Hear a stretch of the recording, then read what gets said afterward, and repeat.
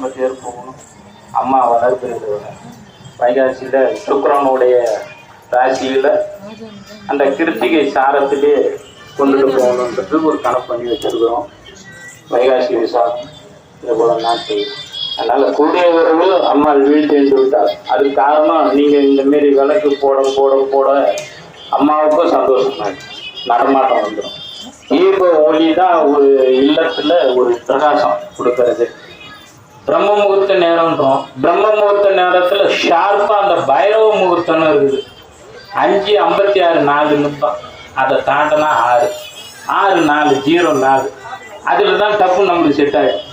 எது ஒன்று கிளம்பி ஓடுறது அதுதான் பைரவ முகூர்த்தம்னு. பிரம்மங்க இதில் முடிக்கிறது எல்லாமே. இப்போ 7 மணிக்கு பால்காரம் வந்தால் தான் நம்ம முயற்சி பார்க்குறோம்.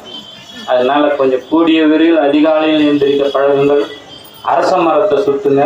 27 நட்சத்திர கண்ணுகள் இருக்குது. தேக பலத்தோடு இருக்கிற விருட்சங்கள் வழிபாடுல நீங்கள் போய் உங்களுக்கு தேவையானது உடம்பு சரியில்லையா போகலையா நவதானியத்தை வச்சு ஊற வச்சு அந்த தண்ணி எடுத்தாந்து உங்கள் நட்சத்திரம் எது ராசி மரம்னு சொன்னீங்கன்னா நான் சொல்லுவோம். அதை எழுதி போட்டுருவோம். இப்போ போட அதில் வந்து அந்த நவதானியம் ஊற வச்ச தண்ணி தான் ஊற்றணும். நவதானியத்தை எடுத்து போய் பசுமாட்டுக்கு போட்டுருவோம். இந்த தலையை சுற்றி போகிறது இதெல்லாம் இல்லை தேவை. ஊற வச்சு ஒரு நாள் தோஷ நிவர்த்தி ஆகிடும்.